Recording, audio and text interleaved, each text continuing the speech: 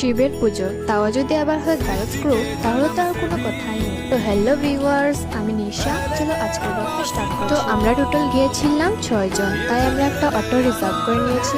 আমার ভিডিওটা পোস্ট করতে একটু লেট হয়ে গিয়েছে। সেকেন্ড সোমবারের পুজোর ভিডিও হয়তো আমি সবচেয়ে লাস্ট পোস্ট করছি।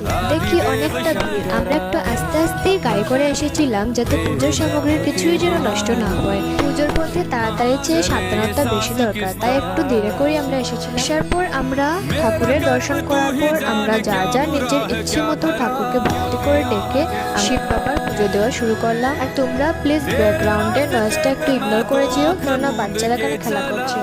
যেহেতু ঠাকুরের জায়গা, তাই আমরা কেউ জুতো সবাই আমরা বাড়ি থেকে খালি পায়ে এসেছিলাম।